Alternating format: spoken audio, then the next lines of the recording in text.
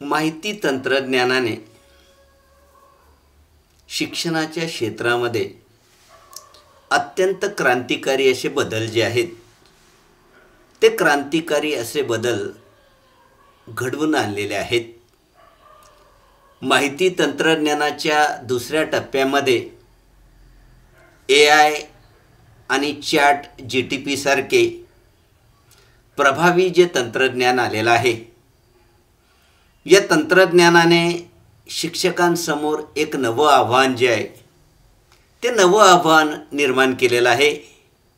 कारण माहिती तंत्रज्ञान आणि कृत्रिम बुद्धिमत्ता या तंत्रज्ञानाच्या जोरावर जगातल्या अनेक देशांमध्ये रोबोटिक शिक्षक जे आहेत ते रोबोटिक शिक्षक हे विकसित केले जात आहेत. भारतामध्ये देखील तामिळनाडूसारख्या राज्यामध्ये आयरिश नावाची पहिली AI शिक्षिका जी आहे ती AI शिक्षिका तयार केली गेली आहे. आणि ही AI शिक्षिका जी आहे ती विद्यार्थ्यांना ज्ञानदानाचं काम जे आहे ते ज्ञानदानाचं काम करते आहे. या परिस्थितीमध्ये ज्ञानार्जनाची क्षेत्रामध्ये शिक्षकांची मक्तेदारी नष्ट होईल का, किंवा तंत्रज्ञान शिक्षकाच्या जागेवर एक नवी पर्यायी व्यवस्था निर्माण करेल का? म्हणजे या पर्यायी व्यवस्थेमध्ये मानवी शिक्षणाच्या जागी रोबोटिक किंवा यांत्रिक शिक्षक येईल. आणि अशा परिस्थितीमध्ये भविष्यामध्ये शिक्षकाची गरज राहील का, किंवा शिक्षण व्यवस्थेमध्ये शिक्षकाची खरंच आवश्यकता आहे का? एवढं तंत्रज्ञान उपलब्ध असताना शिक्षक नसताना देखील ज्ञानार्जन करता येईल अशी चर्चा जी आहे ती चर्चा ही समाजामध्ये सुरू झालेली आहे. आणि या चर्चेच्या पार्श्वभूमीवर आपल्याला AI आणि ChatGPT यांच्यामुळे शिक्षकाची नोकरी धोक्यात येईल का, किंवा AI किंवा ChatGPTमुळे शिक्षकाच्या अध्ययन प्रक्रियेवर काय परिणाम होईल, या मुद्द्याची चर्चा जी आहे ती या मुद्द्याची चर्चा आपल्याला प्रस्तुत व्हिडिओ जे आहे त्या प्रस्तुत व्हिडिओमध्ये करायची आहे. सर्वप्रथम एक गोष्ट आपण लक्षात घेतली पाहिजे की जरी AI आलेलं असलं, ChatGPT आलेलं असलं तरी ही दोन्ही तंत्रज्ञान शिक्षकाची जागा कधीही घेऊ शकत नाही. कारण ChatGPT असेल, AI असेल, या तंत्रज्ञानाच्या युगामध्ये शिक्षक नष्ट होणार नाही. उलट हे जे तंत्रज्ञान आहे हे तंत्रज्ञान शिक्षकाला अध्ययन आणि अध्यापन प्रक्रिया सुलभ करण्यामध्ये फार महत्त्वाची मदत करू शकतो. म्हणून या तंत्रज्ञानामुळे शिक्षकांनी कोणत्याही प्रकारची भीती बाळगण्याचं कारण नाही. कारण तंत्रज्ञानाच्या युगामध्ये शिक्षकाची भूमिका बदललेली आहे. कारण आधुनिक काळामध्ये शिक्षक केंद्रित शिक्षणाऐवजी विद्यार्थी केंद्रित शिक्षणाला महत्त्व आलेलं आहे.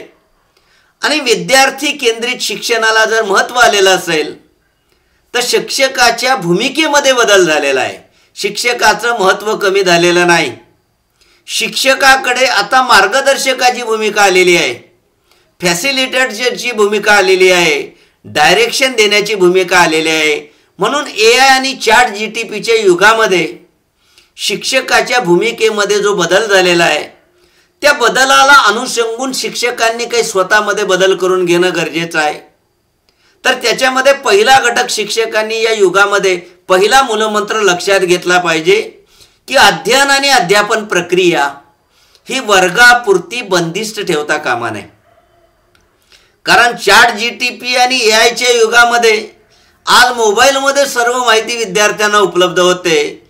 म्हणून आपलं अध्ययन फक्त वर्गात बंदिस्त करून चालणार नाही, तर आपल्या अध्ययन आणि अध्यापन प्रक्रियेमध्ये वर्गाबाहेरचं नॉलेज विद्यार्थ्यांना दिलं पाहिजे. जास्तीत जास्त नवीन शैक्षणिक जी साधनं आहेत या साधनांचा वापर हा शिक्षकाने केला पाहिजे. विद्यार्थ्यांना जास्तीत जास्त कार्य अनुभवाची संधी दिली पाहिजे. म्हणजे फक्त थेरॉटिकल शिक्षण देता कामा नये, तर विद्यार्थ्यांना कृती करायला, प्रयोग करायला प्रेरणा देईल, विचार करायला प्रेरणा देईल, अशा प्रकारची कार्यानुभवाची संधी त्याला दिली पाहिजे. तसंच अध्ययन आणि अध्यापन प्रक्रियेमध्ये कुठेतरी लवचिकता आणण्याची गरज आहे. तसंच अध्ययन आणि अध्यापन हे विद्यार्थी केंद्रित झालं पाहिजे.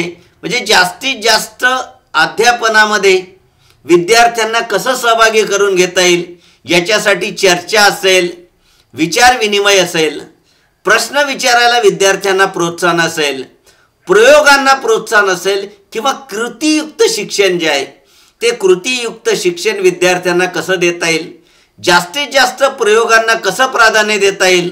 कारण शेवटी अध्ययन आणि अध्यापन ही जी प्रक्रिया आहे, या प्रक्रियेमध्ये मानवी संबंधांना अत्यंत महत्त्वाचं स्थान आहे. कारण शिक्षकाप्रती जर आत्मीयतेची भावना विद्यार्थ्यांमध्ये निर्माण झालेली असेल, तर आपोआप शिक्षक आणि विद्यार्थ्यांमध्ये एक भावनिक बंध निर्माण होईल. आणि असा भावनिक बंध निर्माण झाला तर आपोआपच विद्यार्थी हे तंत्रज्ञानावर अवलंबून राहण्यापेक्षा शिक्षकावर अवलंबून राहतील किंवा शिक्षकाचं मार्गदर्शन घेतील. म्हणून शिक्षकांप्रती आत्मभान, आत्मसन्मानाची भावना निर्माण करण्याचा प्रयत्न हा शिक्षकाने केला पाहिजे. तसंच तंत्रज्ञान हे शिक्षकाची जागा कधीच घेऊ शकत नाही, हा भाव किंवा ही जाणीव समाजामध्ये शिक्षकांनी विकसित करून देणं गरजेचं आहे. कारण तंत्रज्ञान हे शिक्षकाला मदत करू शकतं, सहकार्य करू शकतं, किंवा अध्ययन आणि अध्यापनाची प्रक्रिया सुलभ करण्यामध्ये सहकार्य करू शकतं. पण तंत्रज्ञान कधीही शिक्षकाची जागा घेऊ शकत नाही. हे समाजाला पटवून देण्याची जबाबदारी शिक्षकाची आहे. म्हणून AI किंवा ChatGPTच्या युगामध्ये जी पारंपरिक शिक्षकाची जी भूमिका आहे, या भूमिकेमध्ये व्यापक प्रमाणात बदल झालेला आहे. आणि हा बदल शिक्षकांनी लक्षात घेणं गरजेचं आहे. निव्वळ AIला, ChatGPTला विरोध करून चालणार नाही, तर शिक्षकांना हे जे तंत्रज्ञान आहे या तंत्रज्ञानावर पकड मिळवावी लागेल, किंवा हे जे तंत्रज्ञान आहे हे तंत्रज्ञान शिकावं लागेल. आणि या तंत्रज्ञानाचा वापर जो आहे तो या तंत्रज्ञानाचा वापर अध्ययन आणि अध्यापन यांच्यामध्ये जाणीवपूर्वक केला गेला पाहिजे. मग AI आणि ChatGPT अध्ययन आणि अध्यापन प्रक्रिया सुलभ करण्यामध्ये शिक्षकांना उपकारक ठरू शकते, मदतगार ठरू शकते, सहाय्यक ठरू शकते. आता हे जे तंत्रज्ञान आलेलं आहे हे तंत्रज्ञान शिक्षकाला कुठे कुठे मदत करू शकतो, तर सर्वात पहिला घटक लक्षात घेतला पाहिजे. कारण आधुनिक काळामध्ये माहितीचा जो महाजाल झालेला आहे, या महाजालामध्ये ज्ञानाचा विस्फोट झालेला आहे. आणि ज्ञानाच्या विस्फोट झालेल्या जगामध्ये विद्यार्थ्यांना शिक्षकाने कोणतं नॉलेज उपयुक्त आहे, कोणतं नॉलेज अनुपयुक्त आहे, नॉलेज कसं जमा करायचं, त्याचं उपयोजन कसं करायचं याबद्दल सजग करणं गरजेचं आहे. आणि हे AI आणि ChatGPT यांच्या मदतीने शिक्षक विद्यार्थ्यांना सजग करू शकतो की कोणतं नॉलेज उपयुक्त आहे, कोणतं अनुपयुक्त आहे, माहितीच्या जालामधून कशी माहिती शोधायची याबद्दल विद्यार्थ्यांना तो प्रशिक्षित करू शकतो, त्यांना सजग करू शकतो. दुसरा महत्त्वाचा घटक असा सांगितला जातो की AI किंवा ChatGPT जे आहे ती शिक्षकांना विशेषतः शिकवण्यासोबत शिक्षकांना अनेक अशैक्षणिक कामं करावी लागतात, प्रशासकीय कामं करावी लागतात, जसं हजेरी घ्यावी लागते, विद्यार्थ्यांना ग्रेडिंग करावं लागतं, तसंच शासनाचे वेगवेगळे सर्वे करावे लागतात. तर हे जे नवं तंत्रज्ञान आहे ChatGPT सारखं किंवा AI सारखं, यांच्या माध्यमातून शिक्षक अत्यंत कमी वेळेमध्ये आपली प्रशासकीय कामं, अशैक्षणिक कामं पूर्ण करू शकतात. आणि आपला उरलेला वेळ जो आहे तो अध्ययन प्रक्रियेमध्ये लक्ष केंद्रित करण्यासाठी वापरू शकतात. म्हणजे प्रशासकीय अशैक्षणिक कामं चांगल्या पद्धतीने दर्जेदार आणि कमी वेळेत करण्यासाठी हे तंत्रज्ञान मदत करू शकतं आणि त्याच्यामुळे अध्यापन प्रक्रियेवर लक्ष देण्यासाठी शिक्षकांना जास्त वेळ मिळू शकतो. दुसरा महत्त्वाचा घटक असा सांगितला जातो की वर्गामध्ये जे विद्यार्थी असतात ते भिन्न भिन्न सामाजिक, आर्थिक, सांस्कृतिक पार्श्वभूमीतून आलेले असतात. म्हणून वर्गामधले सर्व विद्यार्थी सारखे नसतात. पण पारंपरिक शिक्षण पद्धतीमध्ये सर्वच विद्यार्थ्यांना सारख्या पद्धतीने ट्रीट केलं जातं, सारख्या पद्धतीने अध्ययन आणि अध्यापन केलं जातं. परंतु आधुनिक काळामध्ये AIच्या मदतीने विद्यार्थ्यांचा जो डाटा आहे, वेगवेगळ्या भिन्न भिन्न पार्श्वभूमीचा जो डाटा आहे, तो डाटा गोळा करून त्यांचं विश्लेषण करून विद्यार्थ्यांमध्ये कोणती कौशल्य आहेत, त्यांच्यामध्ये उणिवा किंवा कमकुवतपणा काय आहे, त्यांचं सामर्थ्य किती आहे, त्यांच्यामध्ये अध्ययनाची किती गती आहे, यांचा शोध घेऊन योग्य त्या उपाययोजना करता येतील किंवा ज्या विद्यार्थ्याला ज्या प्रकारची गरज आहे तशा प्रकारचं शिक्षण देता येईल. म्हणजे प्रत्येक विद्यार्थ्याला त्याच्या गरजेनुसार, त्याच्या परिस्थितीनुसार पाहिजे त्या प्रकारचं शिक्षण हे AIच्या मदतीने उपलब्ध करून देता येईल. म्हणून AIच्या मदतीने डाट्याचं विश्लेषण करणं किंवा डाट्याचा अर्थ लावणं देखील सोपं आहे. पुढचा महत्त्वाचा घटक असा सांगितला जातो की शिक्षण प्रक्रियेमध्ये मूल्यमापन प्रक्रिया जी आहे ती मूल्यमापन प्रक्रिया अत्यंत महत्त्वाची मानली जाते. कारण शिक्षणाचं नेमकं फलित काय आहे हे शोधून काढण्यासाठी मूल्यमापन प्रक्रिया राबवली जाते आणि AIची ही प्रक्रिया राबवताना फार मोठी मदत होऊ शकते. कारण AIच्या मदतीने मूल्यमापनाचे विश्लेषण करता येऊ शकते, वर्गीकरण करता येऊ शकते. तसंच विद्यार्थ्यांचं सर्वसमावेशक मूल्यमापन करण्याच्या दृष्टिकोनातून हे तंत्रज्ञान जे आहे हे तंत्रज्ञान शिक्षकाला अनेक अंगाने मदत जे आहे ते मदत करू शकतं. म्हणून सध्याची जी मूल्यमापन प्रक्रिया आहे या मूल्यमापन प्रक्रियेमध्ये या तंत्रज्ञानाच्या मदतीने शिक्षकाला अत्यंत व्यापक स्वरूपाचे बदल जे आहेत ते बदल करता येईल. ऑनलाईन चाचण्या घेता येईल, ऑनलाईन टेस्ट घेता येतील किंवा वेगवेगळ्या प्रकारचे फीडबॅक घेता येतील. तर मूल्यमापनासंदर्भात शिक्षकांना येणाऱ्या ज्या अडचणी आहेत त्या अडचणी दूर करण्यासाठी हे तंत्रज्ञान मदत करू शकतं. तसंच या तंत्रज्ञानाचं शिक्षकासाठी सर्वात जर कोणती मदत असेल तर हे जे तंत्रज्ञान आहे हे तंत्रज्ञान विद्यार्थ्यांमध्ये क्रिएटिव्ह थिंकिंग करायला मदत करू शकतं. कारण विद्यार्थ्यांमध्ये जोपर्यंत क्रिएटिव्ह थिंकिंग निर्माण होत नाही तोपर्यंत संशोधनाला चालना मिळणार नाही. परंतु AIच्या मदतीने विद्यार्थ्यांचं नेमकं पसंती कशामध्ये आहे, कल कशामध्ये आहे हे शोधता येईल आणि त्याची आवड, त्याची पसंती, त्याचा कल ज्या विषयामध्ये आहे त्या विषयामध्ये कोणकोणत्या गोष्टीमध्ये संशोधन करायला काय वाव आहे, त्या विषयामध्ये कोणकोणते स्रोत उपलब्ध आहेत, मूल्यमापनाचे कोणकोणते मार्ग उपलब्ध आहेत किंवा संशोधन करताना कोणकोणते निष्कर्ष निघू शकतात, याबद्दल संशोधन कौशल्य विकसित करण्यासाठी AI हे विद्यार्थ्यांना मदत करू शकतं. म्हणजे विद्यार्थ्यांमधली जी क्रिएटिव्ह थिंकिंगची जी पातळी आहे ते क्रिएटिव्ह थिंकिंगची पातळी उंचावण्यामध्ये AI जे आहे ते AI देखील मोठ्या प्रमाणावर मदत करू शकतं. तसंच AIच्या मदतीने विद्यार्थ्यांना त्यांच्या गरजेनुसार शिक्षण जे आहे ते गरजेनुसार शिक्षण हे उपलब्ध करून देता येऊ शकतं. याशिवाय AIच्या मदतीने परस्पर संवादी अध्ययन सामुग्री तयार करण्यासाठी AI हा शिक्षकाला मदत करू शकतो किंवा आकर्षक अध्ययन सामुग्री तयार करण्यासाठी देखील AIची मोठ्या प्रमाणावर शिक्षकांना मदत होऊ शकते. तसंच आधुनिक काळामध्ये नाविन्यपूर्ण संशोधन किंवा शैक्षणिक सामुग्री निर्मित करण्यासाठी देखील AIचा उपयोग होऊ शकतो.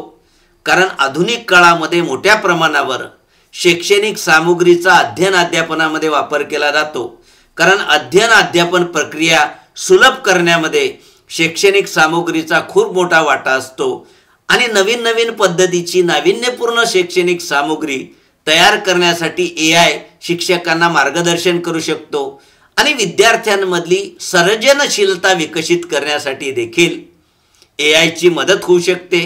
याशिवाय अध्ययन प्रक्रिया अधिक परस्पर संवादी करणं, वर्गीकृत अध्ययन किंवा जे नियमित कार्य आहे या कार्यामध्ये ऑटोमेशन म्हणजे स्वयंचलित करण्यापासून तर फीडबॅक घेण्यापासून किंवा मूल्यांकनासाठी कोणती पद्धत वापरली पाहिजे याबद्दल AI शिक्षकांना मार्गदर्शन करू शकतं। म्हणून AI च्या मदतीने परस्पर संवाद निर्माण करण्याचे मार्ग शिक्षकांना सुचू शकतात किंवा ऑटोमेशनला प्राधान्य मिळू शकतं, लगेच फीडबॅक घेता येऊ शकतं। तर AI हे अनेक क्षेत्रामध्ये शिक्षकांना मदत करू शकतं। याशिवाय AI किंवा ChatGPT जे आहे ती शिक्षक आणि विद्यार्थी दोघांचे शैक्षणिक अनुभव समृद्ध करण्यासाठी त्याची फार मोठी मदत जी आहे ती मदत होऊ शकते। तसंच विद्यार्थ्यांची जी प्रगती आहे त्या प्रगतीवर लक्ष ठेवण्यासाठी किंवा शिक्षकांची जी शिकवण्याची जी पद्धत आहे या शिकवण्याच्या पद्धतीमध्ये काय सुधारणा केले पाहिजे, काय बदल केले पाहिजे या संदर्भात देखील AI मदत करू शकतो। म्हणून AI किंवा ChatGPT हे जे नवीन तंत्रज्ञान आहे हे नवीन तंत्रज्ञान शिक्षकांसाठी नुकसानकारक नाही, उलट ते शिक्षकांना मदत करणार आहे, शिक्षकांचा दर्जा वाढवणार आहे। म्हणून AI च्या मदतीने ChatGPTच्या मदतीने भारतातली जी शिक्षण पद्धती आहे या भारतातल्या शिक्षण पद्धतीमध्ये अत्यंत वेगवान पद्धतीने शैक्षणिक क्रांती जी आहे ती शैक्षणिक क्रांती घडून आणता येईल। म्हणून ChatGPT असेल, AI आहे, हे जे तंत्रज्ञान आहे हे अध्ययन आणि अध्यापन प्रक्रियेमध्ये पारदर्शकता आणण्यासाठी, सुलभीकरण करण्यासाठी किंवा संख्यात्मक वर्गीकरण करण्यासाठी किंवा विश्लेषण करण्यासाठी किंवा विश्लेषणाचा अर्थ लावण्यासाठी उपयुक्त करू शकतो। म्हणून या तंत्रज्ञानाने शिक्षकांना घाबरून जाण्याची आवश्यकता नाही, उलट या तंत्रज्ञानाशी मैत्री केली पाहिजे आणि या तंत्रज्ञानाच्या मदतीने अध्ययन आणि अध्यापन प्रक्रियेमध्ये दर्जा निर्माण करण्याचा प्रयत्न जो आहे तो प्रयत्न केला पाहिजे। तर अशा पद्धतीने AI आणि ChatGPT हे अध्ययन आणि अध्यापन प्रक्रिया सुलभ करण्यामध्ये शिक्षकांना काय काय मदत करू शकतात या संदर्भातली सविस्तर चर्चा आपण केलेली आहे। माझा व्हिडिओ आवडला असेल तर लाईक करावा, शेअर करावा। माझ्या चॅनलवर जे पहिल्यांदा आलेले आहेत त्यांनी माझं चॅनल सबस्क्राईब करावं, बेल आयकॉनचा बटन दाबावा जेणेकरून येणाऱ्या व्हिडिओची नोटिफिकेशन तुम्हाला प्राप्त होऊ शकेल।